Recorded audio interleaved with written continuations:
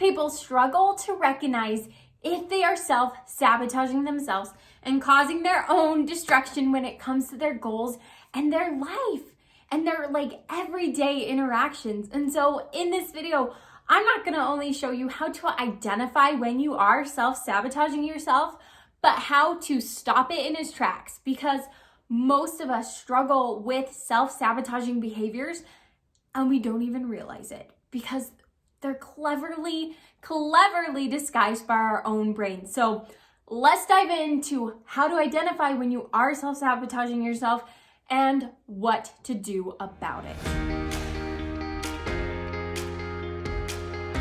I define self-sabotage as simply when we get in the way of our own success.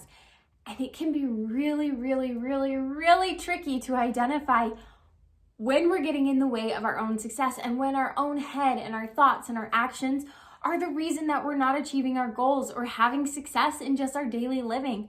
And so I really took some time to break apart and think about why we self-sabotage and what we can do about it. And the very first thing that I would tell anybody is to make sure you're setting realistic goals. Now,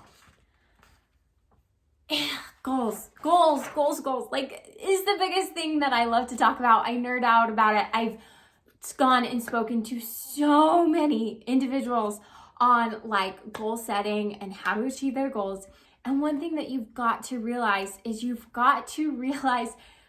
like that you're setting realistic goals for yourself, because a lot of times we self-sabotage before we even start on a goal by setting goals that are 100% out of our range right now.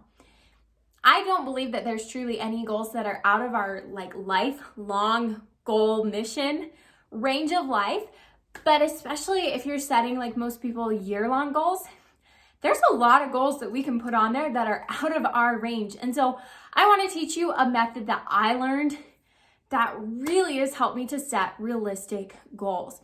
And I call it your goal average percentage. So how you figure this out is you look at a goal that you have. So maybe this year you have a goal to make $100, because we're going to keep it super simple. Okay.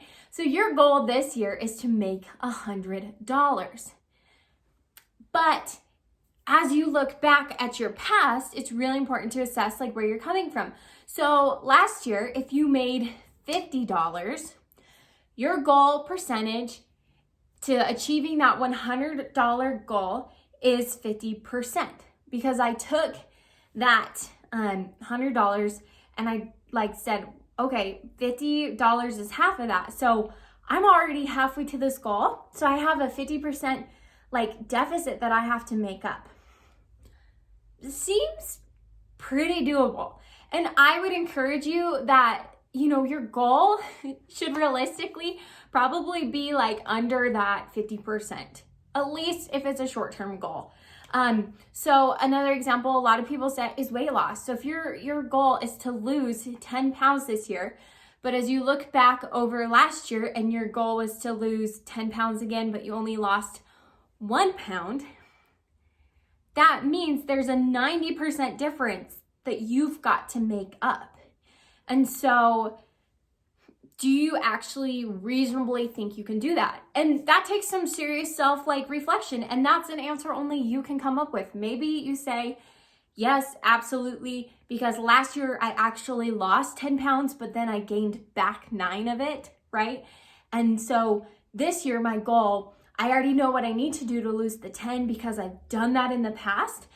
But my goal this year is to research, read the books, listen to the podcasts, talk to a coach about how do I keep the weight off? How do I make this a lifestyle change?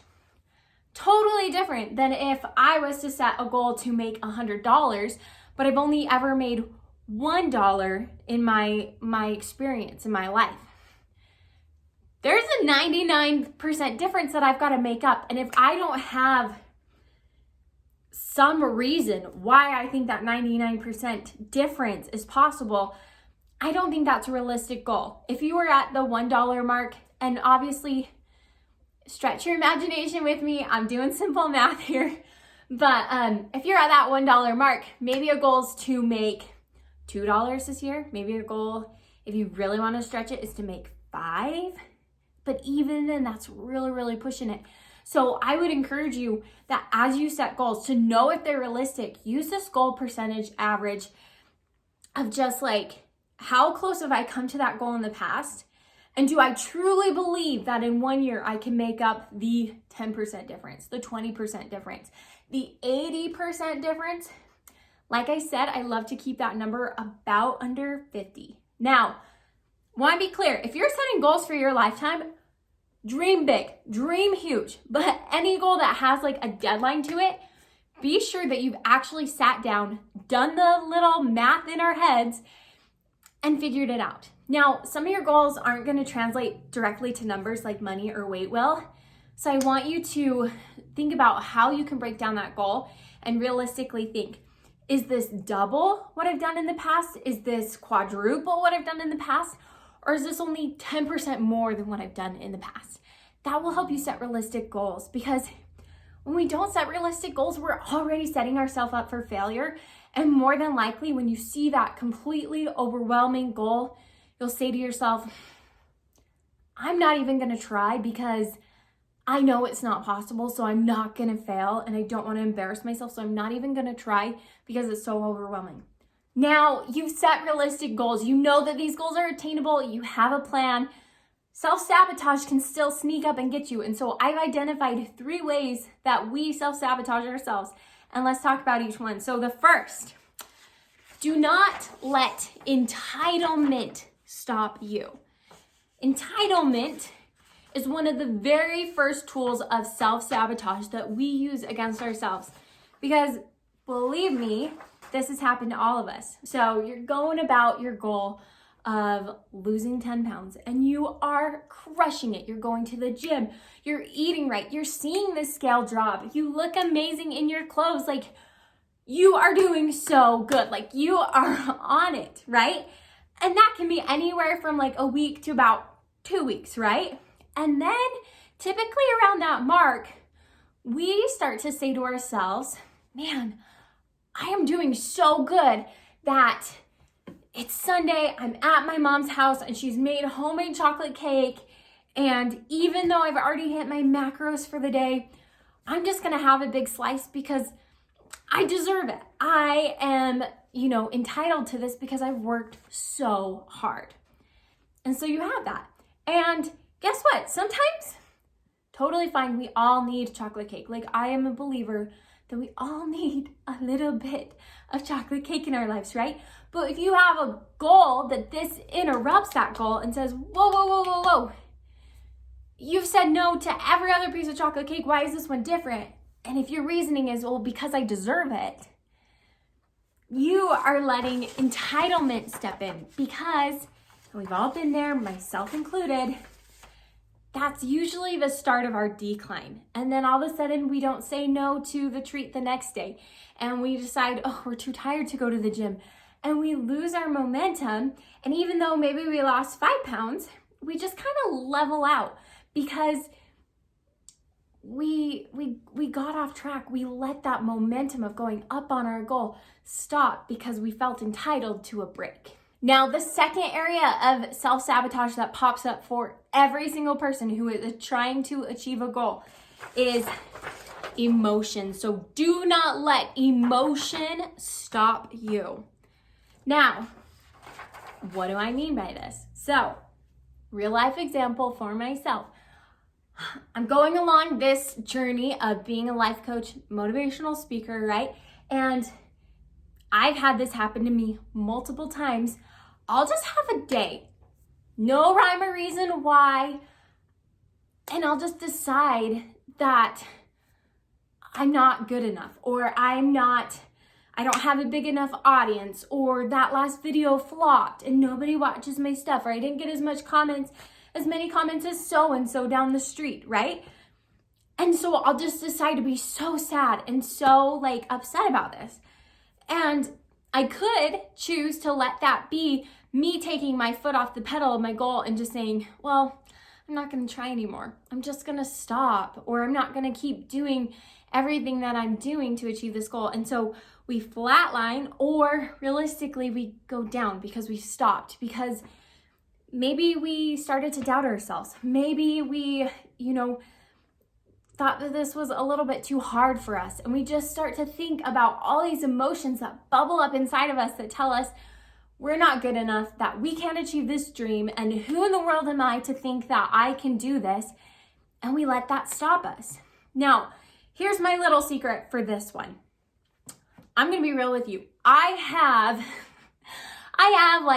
I call them a mental breakdown, and I use that term very loosely, but I have a mental breakdown about my YouTube channel and about my content probably once every 6 months. Truly.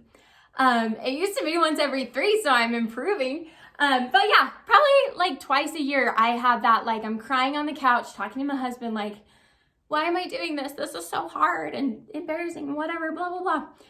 And then guess what?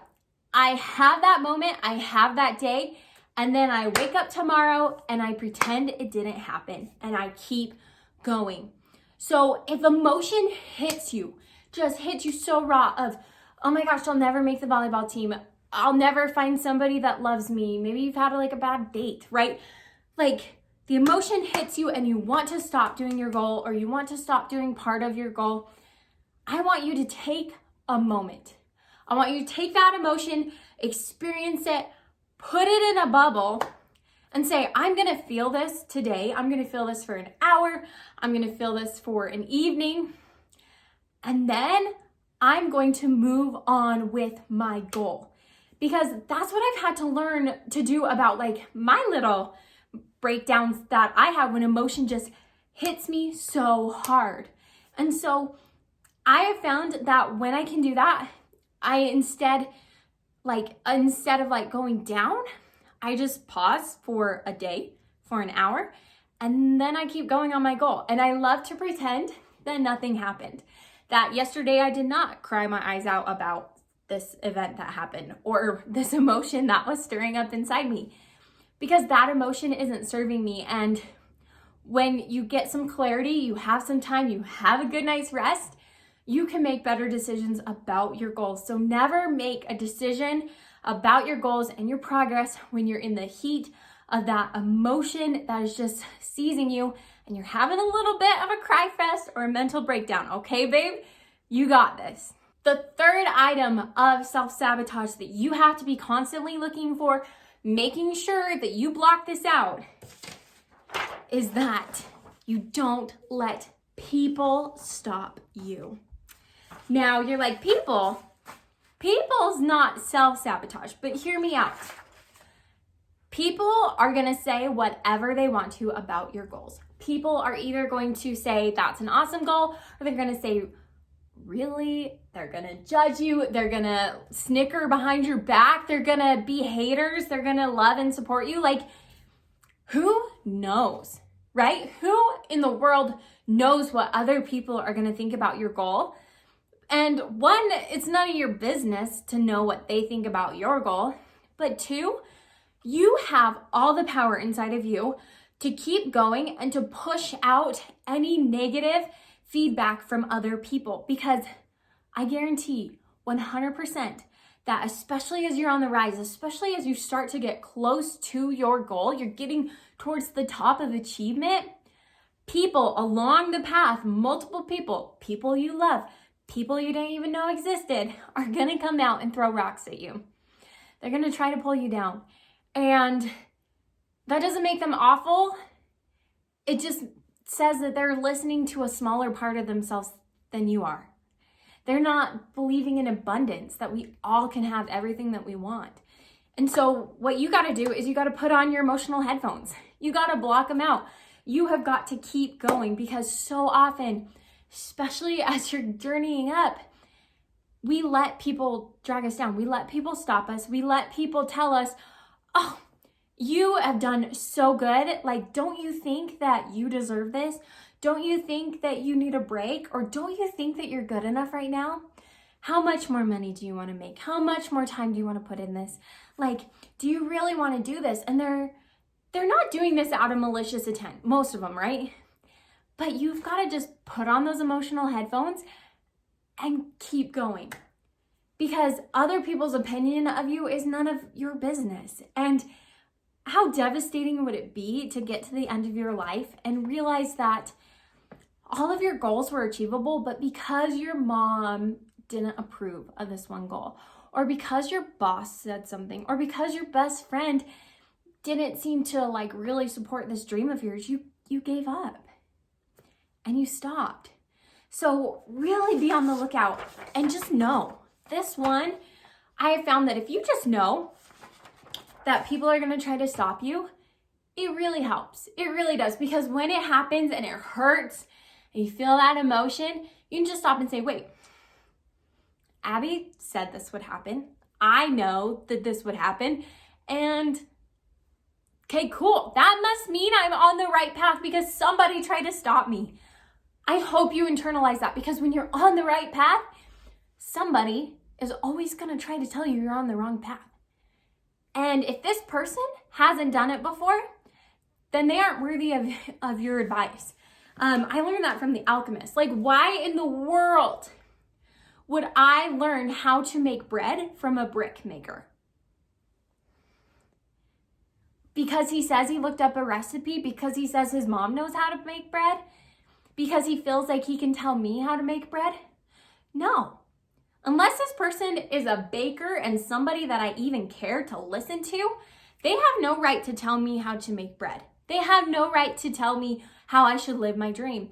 And when you put on those emotional headphones, you get to choose who gives you advice, whose opinion matters.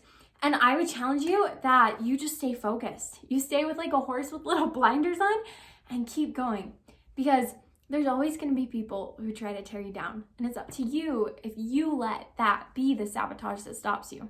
Now, I've outlined all the ways of how to stop self-sabotaging yourself.